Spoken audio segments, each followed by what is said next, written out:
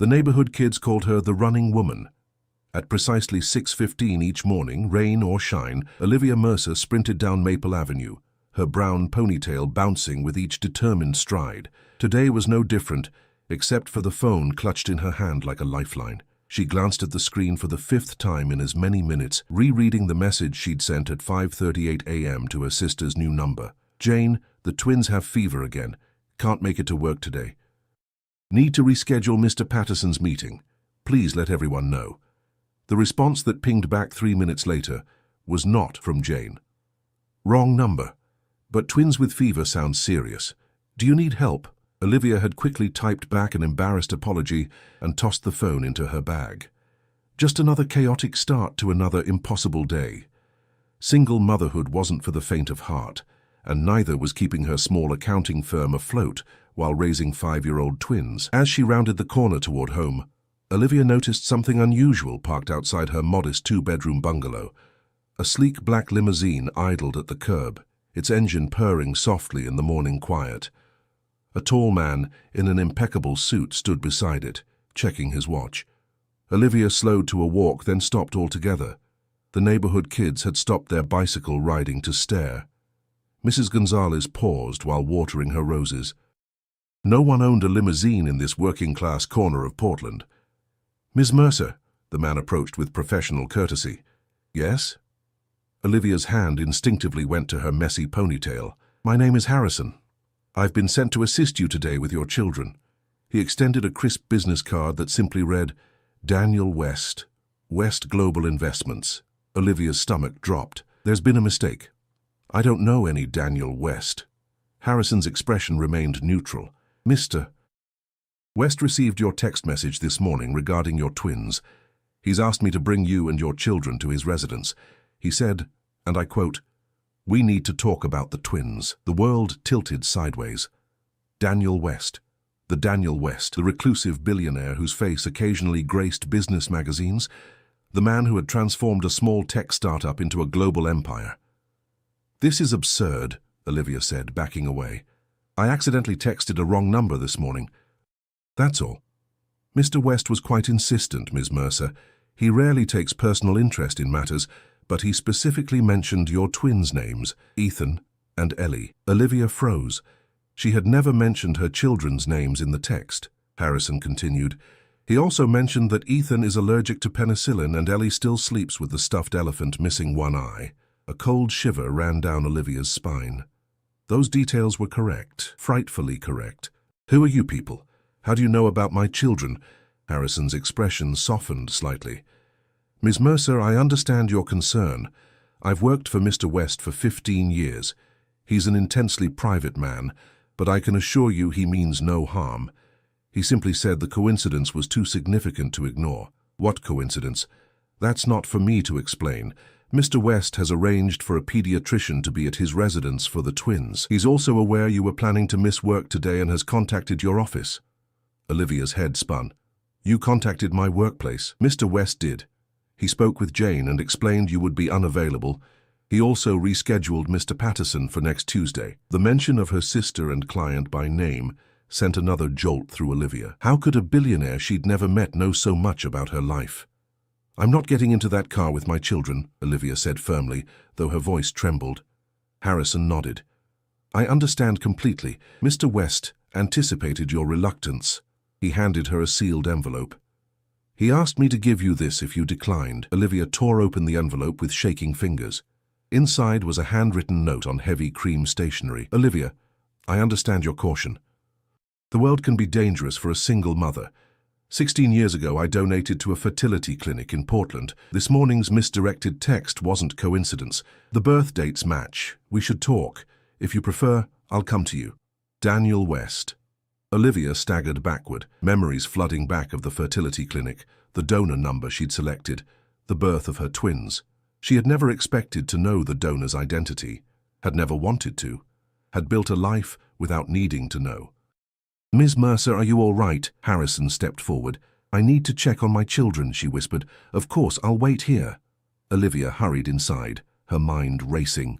Her babysitter, Mrs. Chen, looked up from where she sat reading to the twins, both rosy-cheeked with fever. "Mommy!" They called in unison, their faces brightening despite their illness. "There's a big car outside," Ellie exclaimed. "With a driver," Ethan added. Olivia knelt beside them, studying their faces as if seeing them for the first time. Ethan's determined jaw, Ellie's analytical gaze, features she'd never connected to anyone but had always seemed distinctive. "How are you feeling, my loves?" she asked, touching their foreheads. "Hot," said Elhan. "Yucky," added Ellie. Mrs. Chen handed Olivia the thermometer. 102.3 for both. Same as earlier. Olivia's phone buzzed with a text from the unknown number. "Your children need medical attention. I have Portland's best pediatrician waiting. No strings attached, just help for the twins, please." Olivia looked at her children, then at the modest house she struggled to afford, at the pile of medical bills on the counter from the twins' last illness. She thought of the lost day of work, the clients she might lose, the precarious financial tightrope she walked every day. Then she looked back at the limousine, still waiting patiently at the curb. "Mrs. Chen, could you help me get the twins dressed? We're going to see a doctor." 20 minutes later, Olivia sat rigid in the limousine's plush interior, a twin on either side of her, both wide-eyed at the vehicle's luxury. As the car pulled away from the curb, she couldn't shake the feeling that she had just made a decision that would irreversibly change all their lives. The limousine turned onto the highway, heading toward the exclusive West Hills neighborhood where Portland's wealthiest residents lived. Toward a man who claimed to be connected to her children in the most fundamental way, toward answers to questions she had never thought to ask. The limousine wound its way through Portland's steep West Hills, each curve revealing more extravagant estates hidden behind elaborate security gates. Olivia held her twins close, their small bodies radiating fever heat against her sides. Ellie clutched her one-eyed elephant, which she'd named Brave, while Ethan pressed his face against the tinted window, momentarily distracted from his discomfort by the passing mansions. "Do princesses live here, Mommy?" Ellie whispered. "No, sweetie. Just people with a lot of money," Olivia answered, trying to keep her voice steady despite the storm of emotions raging inside her. Harrison caught her eye in the rearview mirror. "Mr. West's residence is just ahead." The car slowed before an understated entrance, at least compared to the ostentatious gates they'd passed. A simple plaque reading Westridge was the only identifier. The gates opened silently, revealing a winding driveway flanked by ancient Douglas firs that must have predated the city itself. Olivia had expected something imposing, perhaps a modern glass monstrosity or a European-style chateau. Instead, the house that emerged was a sprawling Pacific Northwest lodge built of warm cedar and stone, harmoniously nestled into the hillside, as if it had grown there naturally. "It's like a fancy cabin," Ethan observed, his usual enthusiasm dampened by illness. Harrison parked beneath a covered portico. "Mr. West designed it himself. He values privacy and simplicity." Olivia nearly laughed at the word simplicity applied to what must be a $20 million home, but her nerves kept the sound trapped in her throat.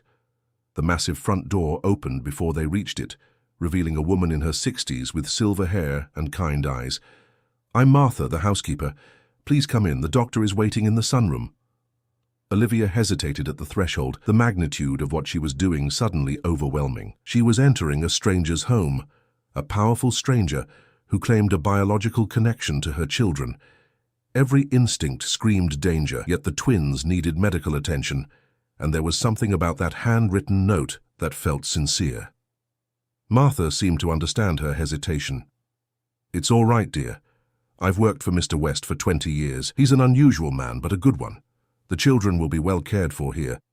The interior was surprisingly warm and inviting, high ceilings with exposed beams, walls of books and comfortable furniture that looked actually used. No cold marble or sterile minimalism, just thoughtful luxury designed for living. A distinguished man with salt and pepper hair rose from an armchair as they entered a light-filled room overlooking a Japanese garden. "Ms. Mercer, I'm Dr. Reynolds. Let's have a look at these little ones." The doctor's examination was thorough and gentle. He checked the twins' ears, throats, and chests, speaking directly to them with respect, rather than talking over them to Olivia. "Classic case of tonsillitis," he concluded. "I've brought antibiotics, but I understand Ethan has a penicillin allergy." "Yes," Olivia confirmed, again unsettled by how much this household knew about her family. "I've brought alternatives," Dr. Reynolds assured her, opening his medical bag. "These should bring the fever down within hours. I've also brought children's ibuprofen for comfort." As the doctor administered the first doses, Olivia finally asked the question that had been burning in her mind. "Where is Mr. West?" Martha exchanged a glance with the doctor. "He's in his study. He thought you might need some time to settle in before meeting him." "I'd like to see him now," Olivia said, her voice firmer than she felt. "The twins will be fine with the doctor for a few minutes." "Of course," Dr. Reynolds nodded. "I was going to suggest they rest here on the sofa. Martha has prepared some children's books and quiet activities." Ellie looked up at Olivia with fever-bright eyes. "Can we stay here a little while, Mommy? I'm so tired of being sick at home." The innocent comment stung, a reminder of how limited their lives were in their small house with its second-hand furniture and perpetually leaking roof. Here, surrounded by quiet luxury, even being sick seemed like an upgrade. "Just for a little while," Olivia conceded, smoothing Ellie's hair.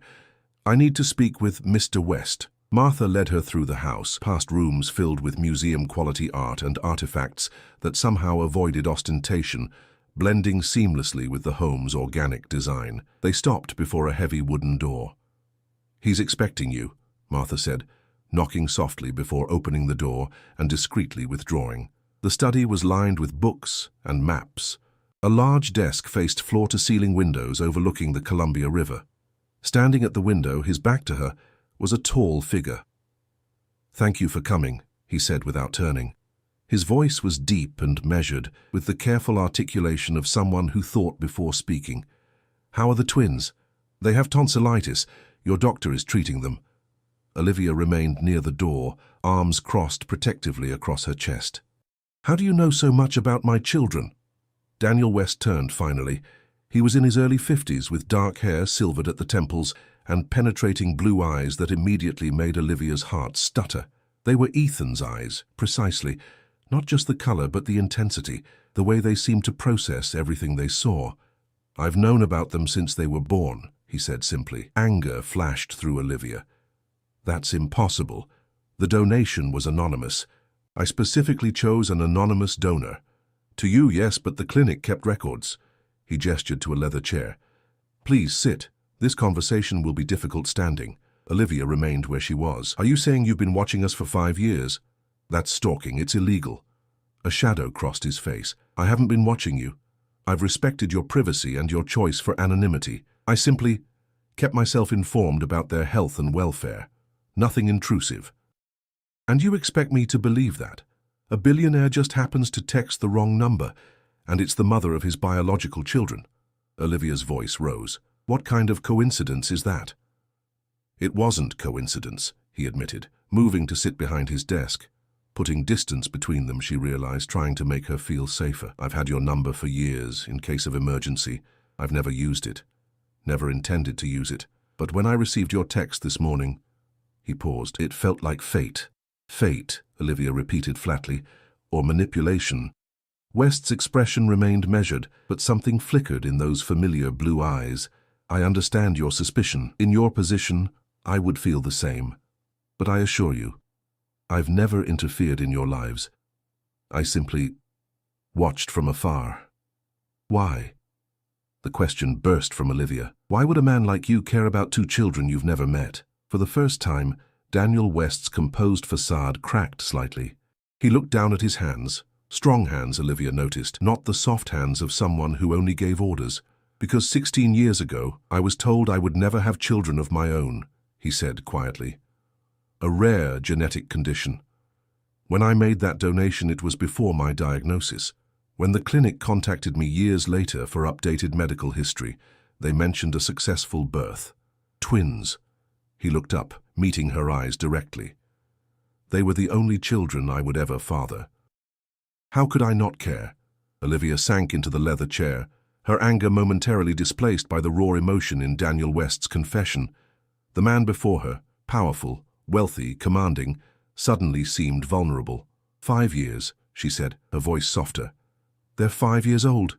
Daniel nodded. "I know. Born April 12th. 6 weeks premature, but fighters from the start. He reached into his desk drawer and removed a plain manila folder.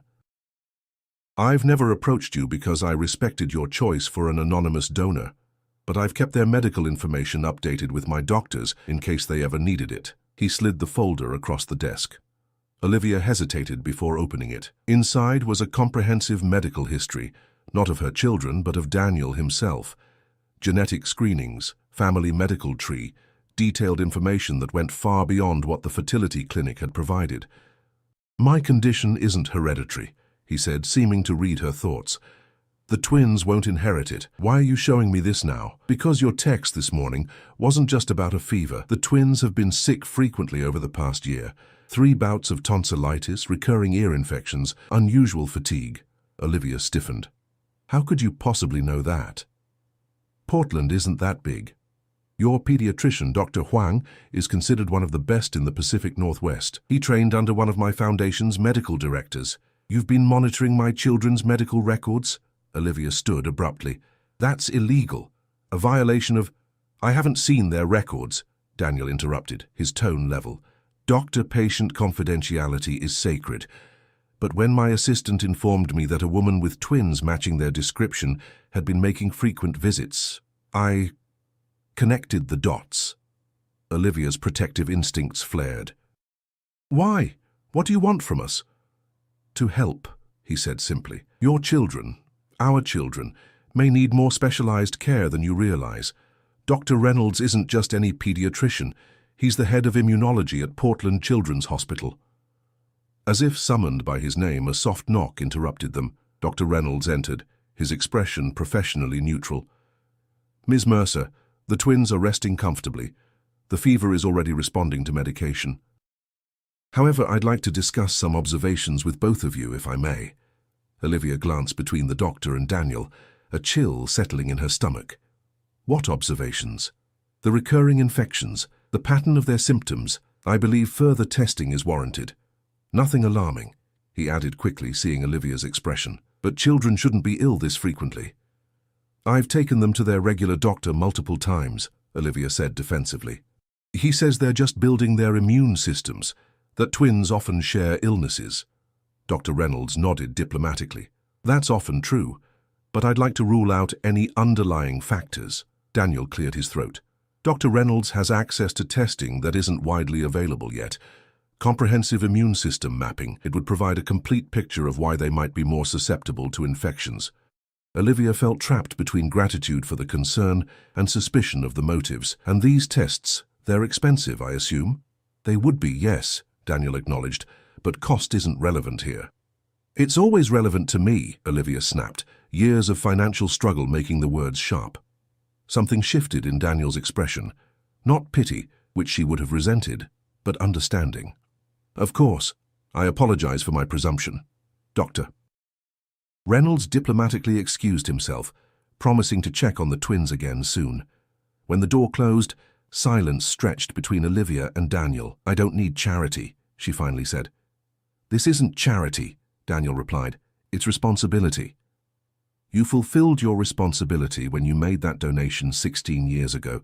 Legal, medical, ethical, all fulfilled. Daniel rose and walked to the window, his reflection ghostly against the panoramic view.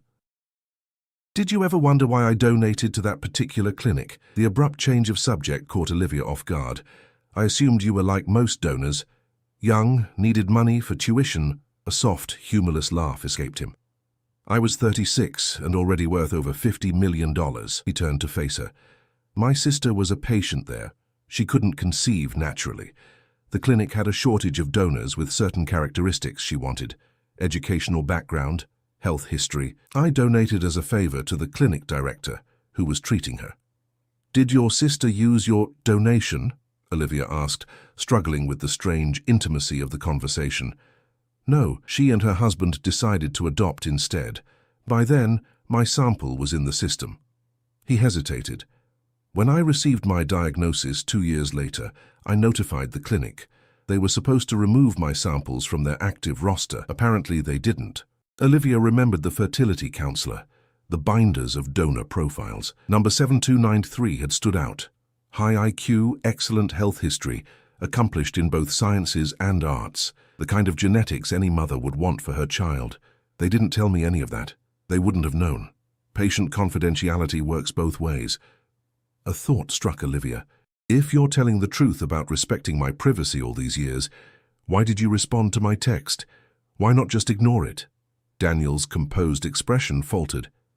Because for 5 years, I've watched from a distance as 2 children who share my DNA have grown into remarkable little people. Because when a text comes saying they're sick again, from a number I've had but never used, it feels like the universe offering a rare second chance. His voice grew quieter. And because 6 months ago my doctors gave me a prognosis I'm still coming to terms with, the implication hung in the air between them. Olivia felt the floor tilt beneath her feet.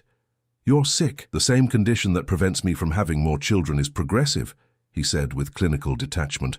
I've been managing it for years with treatment. Recently it's become more aggressive. Are you dying? The blunt question escaped before she could soften it. Eventually. We all are. His attempt at lightness fell flat. But yes, sooner than I'd planned. I have arrangements in place for everything. My companies, my foundations. But not for children you never expected to meet, Olivia finished the thought. Precisely. A heavy silence filled the room, broken only by the distant sound of children's laughter. The twins, feeling better from the medication, were apparently charming someone in another part of the house. Daniel's expression changed, softening as he listened. They sound happy. They're resilient, Olivia said, a mother's pride warming her voice despite the tension. They've never had much, but they find joy everywhere. Like their mother, Daniel observed quietly. Olivia wasn't prepared for the unexpected compliment. Before she could respond, Martha appeared at the door. I'm sorry to interrupt, but the little ones are asking for their mother, and they've made quite an impression on Jason. Daniel's eyebrows rose. My nephew is here. Arrived about 10 minutes ago. He's currently being instructed by your daughter on the proper way to host a tea party for a one-eyed elephant. The words, your daughter, hung in the air, making the abstract suddenly, startlingly real. Daniel looked to Olivia, a question in his eyes. I should check on them, she said, rising from her chair. Daniel nodded. Of course. But Olivia... He rarely used her first name, she realized. Before you go, you should know that meeting them, acknowledging them, it was never my intention, but now that circumstances have brought us together, I would like to help secure their future. No strings attached. There are always strings, Olivia replied, years of hard-won independence in her voice. Not this time, he said with quiet certainty. You have my word. As Olivia followed Martha through the hallway, she couldn't shake the feeling that despite Daniel's assurances, invisible threads were already weaving around all their lives, connecting them in ways that couldn't be undone. Block 4. The room. Martha led Olivia to was clearly designed for children, though Olivia doubted any had visited recently. Shelves lined with books and educational toys stood alongside a miniature table where Ethan, Ellie, and a young man in his 20s sat on child-sized chairs, engaged in serious conversation over cups of what appeared to be hot chocolate. "Mommy!" the twins called in unison, their earlier lethargy replaced by excited energy. Their cheeks remained flushed, but their eyes were brighter. The medicine made us better, Ethan announced proudly. And Jason knows how to make elephant noises for Brave, Ellie added, holding up her treasured toy. The young man stood, unfolding his lanky frame from the tiny chair with good-natured awkwardness. He had Daniel's jawline but warmer eyes. Jason West, he introduced himself. Your children are incredible. Ellie has already informed me that my elephant impression needs work, and Ethan has redesigned my phone's home screen organization system. Despite herself, Olivia smiled. The twins had always been precocious, often leaving adults bemused in their wake. They tend to take charge of situations. Wonder where they get that from, Jason said with a knowing look that reminded Olivia uncomfortably of his uncle. Martha discreetly cleared her throat. Jason, your uncle would like to see you in his study. An unspoken message passed between them. Jason nodded, turning back to the twins with exaggerated solemnity. I've been summoned to the throne room. Will you both be here when I return to improve my elephant impression? If Mommy says we can stay, Ellie replied, looking at Olivia with pleading eyes that were impossible to refuse, even when she wasn't recovering from illness.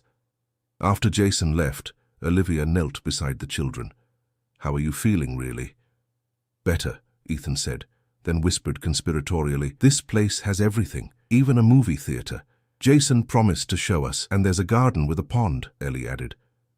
"With real fish," Olivia felt a pang. The simple things these wealthy people took for granted were magical luxuries to her children. "We should think about heading home soon. Mrs. Chen will be worried." Martha, arranging art supplies on a nearby table, spoke without looking up. "Mrs. Chen has been informed that you might be staying for dinner. We've prepared the guest suite if you'd like the children to rest before the drive home." The presumption irritated Olivia, but she couldn't deny the twins looked comfortable, and their fevers seemed significantly reduced. "We'll see," she said non-committally. In Daniel's study, a different conversation was unfolding. Jason paced before his uncle's desk, running hands through his already disheveled hair. "You can't just spring this on them," he argued. "On any of us. The board meeting is in 3 days. The succession plan will proceed exactly as outlined," Daniel interrupted calmly. "Nothing has changed." "Nothing? Uncle Dan, there are 2 children in the playroom who share your DNA, children you've apparently known about for years without telling anyone, including me. That seems like a significant change to me." Daniel's expression remained impassive. "The existence of the twins doesn't affect the company transition. You're still my heir and successor." "Ulosius, but they're your biological children," Jason pressed. "Doesn't that make them—" "They have a mother who has raised them superbly, without any input from me," Daniel said firmly. "My goal is to provide them with medical care and financial security, not to disrupt their lives with corporate responsibilities they never asked for." Jason stopped pacing, studying his uncle with newfound understanding. "This isn't about West Global at all, is it? This is personal." For the first time, Daniel's composure wavered. "They're 5 years old, Jason, bright, resilient, full of potential, and I have perhaps 2 years left if the treatments continue to work." The blunt assessment hung heavy between them. Jason, who had lost both parents in a sailing accident as a teenager and been raised by his uncle, knew better than most how Daniel kept his emotions tightly controlled. This rare vulnerability spoke volumes. "What about their mother?" Jason asked quietly. "She seems formidable." A ghost of a smile touched Daniel's lips. "She is. Olivia Mercer built a successful small business while raising twins alone. She's never taken the easy path. Which means she won't simply accept your help, financial or otherwise." Precisely the challenge. Back in the playroom, Olivia watched her children with mixed emotions. They had adapted to their luxurious surroundings with the easy flexibility of youth, currently absorbed in an elaborate art project Martha had set up. The housekeeper moved around them with practiced efficiency, anticipating their needs before they voiced them. "You're very good with children," Olivia observed. Martha smiled, a hint of sadness in her eyes. "I raised Mr. West's nephew after his parents died. Before that, I helped with Daniel himself when he was young. The West men have had more than their share of tragedy." "What happened to Daniel's parents?" Olivia found herself asking. "His mother died when he was 12, cancer.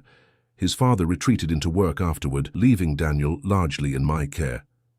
Martha handed Ellie a fresh cup of water for her paintbrush. "Daniel was brilliant but lonely, always building things, solving problems. By 16, he was developing software in his bedroom that would eventually become the foundation of West Global." The portrait Martha painted was at odds with the calculating billionaire Olivia had imagined. Before she could ask more questions, Dr. Reynolds appeared at the doorway. "Ms. Mercer, could I have a word? The preliminary blood work results are back." Olivia's heart stuttered. "Is something wrong?" "Nothing alarming," he reassured her. "But I'd like to discuss the findings privately." In a sunlit sitting room, Dr. Reynolds explained that while the twins' immediate infection was responding well to treatment, their blood work showed unusual immune markers that warranted further investigation. "Nothing immediately life-threatening," he emphasized, "but potentially significant for their long-term health. I'd like to schedule comprehensive testing at the hospital tomorrow." "What kind of testing?" Olivia asked, practical concerns immediately surfacing. "I don't know if my insurance will cover specialized tests. Mr. West has arranged everything," Dr. Reynolds said gently. "No insurance necessary." Olivia felt the familiar flare of pride and independence. "I can't accept that." "Ms. Mercer," the doctor leaned forward, his expression serious, These tests could identify why your children have been ill so frequently, speaking as a physician, not as Mr. West's employee. Wouldn't you want that information regardless of who pays for it? Put that way, her objections seemed petty. What mother would refuse medical care for her children based on pride? Still, accepting help from Daniel West felt like stepping onto a slippery slope. I need to think about it, she finally said. When she returned to the playroom, she found Daniel sitting cross-legged on the floor with the twins, examining their artwork with genuine interest. He looked up as she entered, a question in his eyes that she answered with a slight nod. Relief visibly washed over him. "Mommy, look what we made." Ethan thrust a painting toward her. "It's our house, but bigger, with a pond like here. And I drew brave with 2 eyes," Ellie added, "because Jason said in this house broken things get fixed." The innocent comment struck Olivia deeply. In her world of careful budgeting and constant compromise, things stayed broken. Toys' missing eyes remained that way. Leaky roofs were patched, not replaced. Dreams were deferred in favor of practical necessities. Daniel must have read something in her expression. He rose smoothly from the floor, brushing off his expensive trousers. "Martha has prepared dinner. Nothing formal. The children mentioned pizza is their favorite." "Homemade pizza," Ethan exclaimed. "With real cheese that stretches." Over dinner, in a surprisingly cozy kitchen nook, Olivia watched as her children chatted animatedly with Daniel and Jason, describing their school, their friends, their dreams, with the unfiltered enthusiasm of 5-year-olds. Daniel listened with undivided attention, asking thoughtful questions that revealed genuine interest. Later, as the twins dozed on a plush sofa, their energy finally depleted by medication and excitement, Daniel led Olivia to a terrace overlooking the twinkling lights of Portland below. "They're extraordinary," he said quietly. "You've done an amazing job raising them." "They make it easy," Olivia replied, the simple truth of motherhood. "They're good people, even at 5. I'd like to establish a trust for them," Daniel said, his tone carefully neutral. "For education, healthcare, opportunities you might not otherwise be able to provide." Olivia tensed. "I've managed for 5 years without your money, and you've done admirably." His voice held no condescension, only respect. "But I'm not offering this as charity or to undermine your independence. I'm offering because it's what a father should do, provide for his children's future." The word father hung between them, loaded with implications neither had fully addressed. "You're not their father," Olivia said more gently than she'd intended. "You're their biological donor. There's a difference." "I know." Daniel turned to face her fully. "And I'm not asking to change that. I don't expect to suddenly play dad to children who've never known me, but I would like the chance to know them, in whatever capacity you're comfortable with. And regardless of that decision, I want to ensure they have every advantage life can offer." In the quiet that followed, Olivia thought about her children's future, the education she hoped to provide, the opportunities she wanted them to have, the constant worry about what would happen if she became ill or lost her business. She thought about the recurring medical issues that had plagued them, the answers the testing might provide. "If, and it's a big if, I agree to let you establish some kind of trust, there would have to be conditions," she finally said. "My role as their mother remains unchanged. All decisions about their upbringing stay with me." "Absolutely," Daniel agreed without hesitation, "and any relationship you develop with them would need to be consistent. No disappearing when things get complicated or when your condition worsens." A shadow crossed his face. "I can promise consistency for as long as I'm able. After that..." He gestured toward the house where Jason could be seen through a window, checking on the sleeping twins. "My nephew has been more of a son than a nephew to me. He understands the importance of family." Olivia followed his gaze. In just one day, Jason had shown himself to be kind, patient, and genuinely charmed by the twins. Another unexpected connection in this strange new reality. "We'll start with the medical testing," she decided. "One step at a time." Daniel nodded, accepting her cautious approach. One step at a time. As they stood side by side looking over the city, the first tentative framework of an unconventional family began to take shape between them. Not the family either had planned or expected, but one formed through chance, choice, and the unbreakable bonds of shared DNA. In the months that followed, the twins' health improved dramatically with proper treatment for their identified immune condition. Daniel became a steady presence in their lives, never overstepping, always respectful of Olivia's boundaries. The trust he established ensured they would never want for education or opportunity, and when, 18 months later, Daniel's condition worsened faster than expected, it was Olivia who organized the twins' visits to his hospital room, where their laughter and endless stories brought light to his final days. It was Olivia who explained to them with gentle honesty the complex connection they shared with this man who had become their friend. And it was Olivia who stood beside Jason at the private memorial service, their unlikely friendship forged through shared concern for two extraordinary children and respect for the complicated, brilliant man who had connected them all.